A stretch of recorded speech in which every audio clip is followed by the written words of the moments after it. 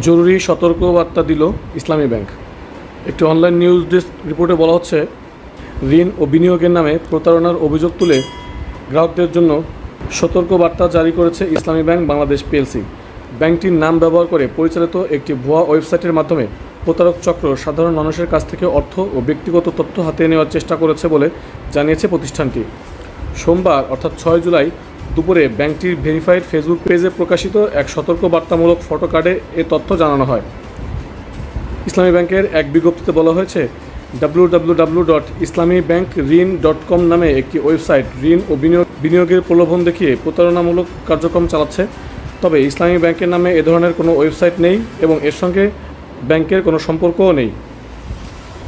ব্যাংকটি গ্রাহকদের প্রতি আহ্বান জানিয়ে বলেছে, কোনো ওয়েবসাইটে ব্যক্তিগত তথ্য, ব্যাংক হিসাবের তথ্য বা অর্থ লেনদেনের আগে অবশ্যই তথ্যের সত্যতা যাচাই করতে হবে। ঋণ, বিনিয়োগ, আমানত কিংবা অন্য যে কোনো ব্যাংকিং সেবার তথ্যের জন্য শুধুমাত্র ইসলামী ব্যাংকের অনুমোদিত মাধ্যম ব্যবহার করার পরামর্শ দেওয়া হয়েছে। অর্থাৎ আমরা যেটা বুঝলাম যে ইসলামী ব্যাংকের নামে এই নতুন একটি ওয়েবসাইট, তারা ইসলামী ব্যাংকের নামে প্রতারণা করে মানুষের কাছ থেকে বা ইসলামী ব্যাংকের গ্রাহকদের কাছ থেকে তথ্য এবং টাকা হাতিয়ে নেওয়ার চেষ্টা করছে।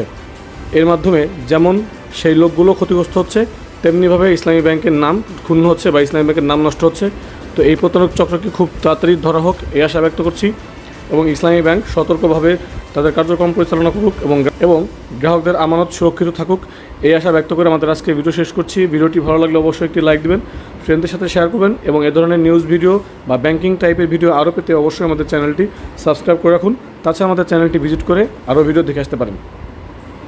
তো আজকের আয়োজনে পর্যন্তই, দেখা হচ্ছে নেক্সট ভিডিওতে। Till then take care self. আল্লাহ হাফেজ।